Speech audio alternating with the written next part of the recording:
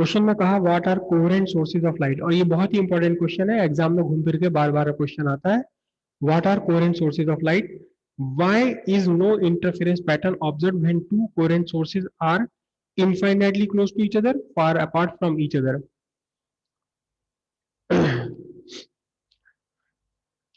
Young's double slit experiment में Young's ने क्या किया कि पहले एक पतली सी स्लिट बनाई, फिर उसके बाद दो स्लिट बनाई S1 और S2। तो ऐसा क्यों किया कि उन्होंने दो स्लिट बनाई या S1 और S2? दो सोर्स ले लेते, एक बल्ब यहाँ जला देते, एक बल्ब यहाँ जला देते, देख लेते सामने इंटरफेरेंस पैटर्न बन रहा है या नहीं बन रहा।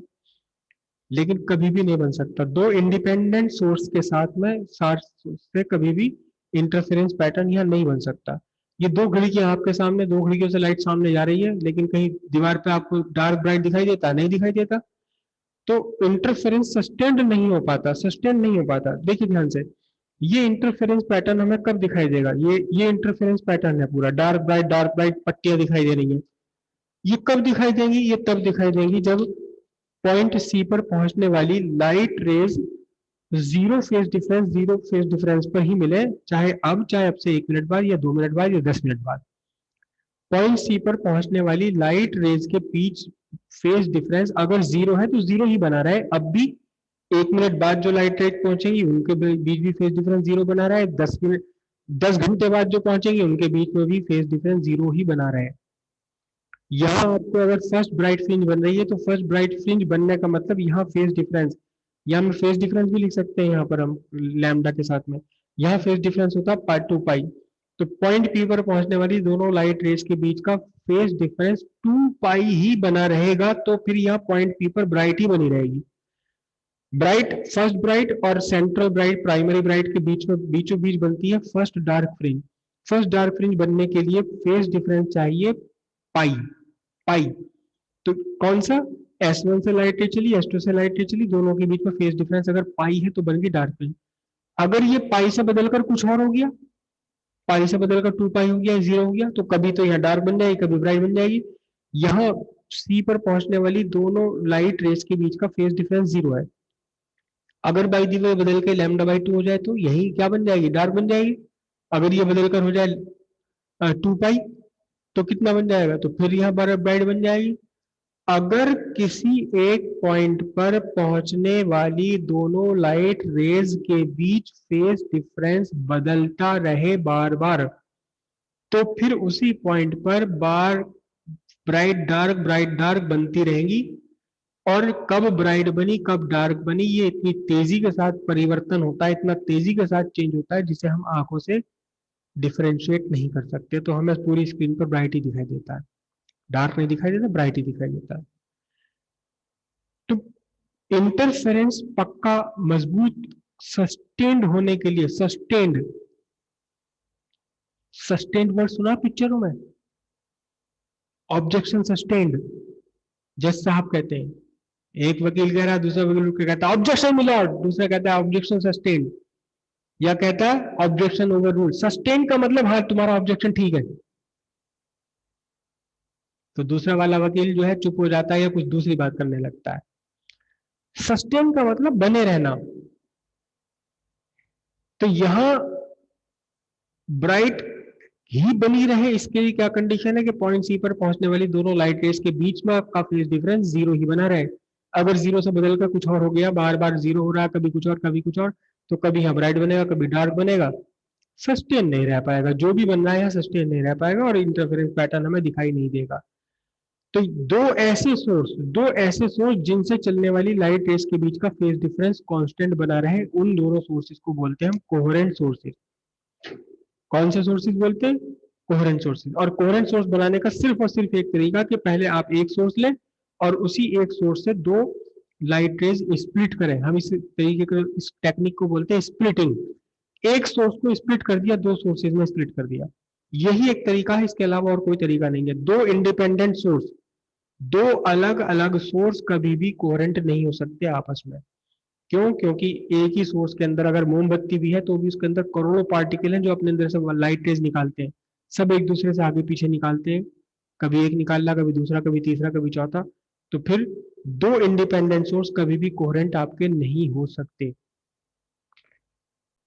अब साथ में इन्होंने क्वेश्चन में कहा गया है कि why is no interference pattern observed when coherent sources are infinitely close to each other far apart from each other.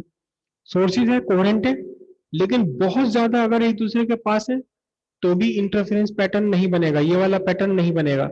और अगर दोनों सोर्सेज एक दूसरे के बहुत ज्यादा डिस्टेंस पर है तो भी ये वाला पैटर्न, ऐसा पैटर्न नहीं बनेगा। क्यों नहीं बनेगा? सिंपल सी बात है बिल्कुल। बीटा इज इक्वल टू क्या है? बीटा इज इक्वल टू है D lambda by small d. ठीक है। If D, if sources are very close to each other, अगर दोनों एक दूसरे के बहुत पास है तो D is very small. D जितना छोटा होता चला जाएगा, बीटा यानी फ्रिंज विड्थ बढ़ती चली जाएगी। जैसे इस एक्सपेरिमेंट में अगर मैं इन दोनों सोर्सेज को और ज्यादा पास ले लूं, डिस्टेंस कम कर दूं, तो ये जो फ्रिंज पैटर्न है इसमें ब्राइट फ्रिंज, बीच की ब्राइट फ्रिंज और चौड़ी हो जाएगी, फिर ये और चौड़ी हो जाएगी, फिर और बड़ी। यानी पैटर्न कैसा होगा? पैटर्न फैलता चला जाएगा। जो मैंने सेंटर की ब्राइट फ्रिंज यहां से यहां तक बनाई, सेंटर की ब्राइट फ्रिंज यहां से यहां तक बन जाएगी। और कम कर दूंगा तो सेंटर की ब्राइट फ्रिंज और बढ़ जाएगी। अगर ये बहुत कम है, अगर ये बहुत कम है, बहुत कम है, तो क्या होगा कि देयर में बी कौन सा? Principal maxima on the entire screen, hence no pattern. अगर डी बहुत छोटा कर दोगे तो ब्राइट फ्रिंज जो है, डार्क फ्रिंज, ब्राइट फ्रिंज बढ़ती चली जाएंगी, फैलती चली जाएंगी, बड़ी होती चली जाएंगी। और ऐसा हो सकता है कि आपकी पूरी स्क्रीन पर सिर्फ और सिर्फ क्या रह जाए? प्राइमरी मैक्सिमा रह जाए।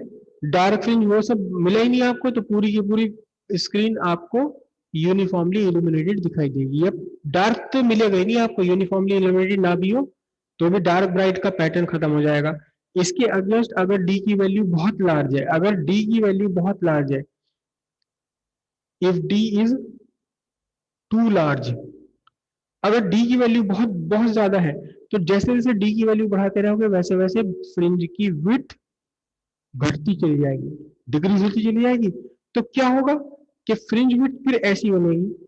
ये है प्राइमरी मैक्सिमा, ये रहा प्राइमरी मैक्सिमा। फिर उसके बाद तुरंत क्या बन गया? ये सेकेंडरी मैक्सिमा बन गया।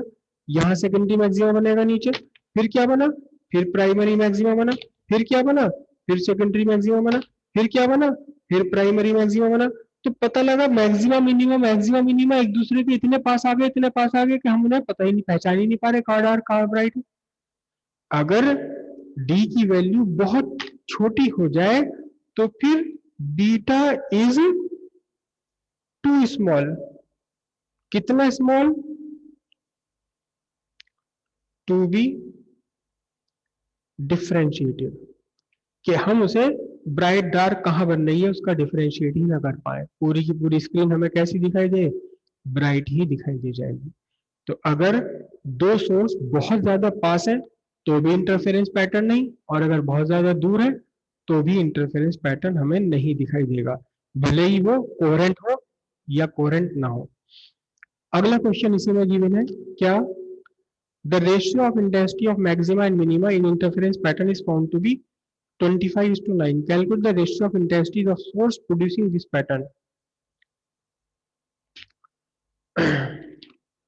इस एक्सपेरिमेंट में S1 और S2 दोनों का ओपनिंग, दोनों का मुंह, दोनों का खुला हुआ हिस्सा, दोनों का एपर्चर एग्जैक्टली अगर सेम है तो डार्क फ्रिंज बिल्कुल पूरी तरह से डार्क बन जाएगी और ब्राइट फ्रिंज तो ब्राइट बननी ही है। लेकिन अगर इनमें से एक का एपर्चर थोड़ा बड़ा है, दूसरे का छोटा है, यानी ओपनिंग अगर छोटी बड़ी है, तो फिर डार्क वाली पूरी तरह से डार्क नहीं होती, वहां भी हल्का सा ब्राइटनेस रह जाती है। ठीक है, कल डिस्कस करेंगे कैसे ब्राइटनेस रह जाती है।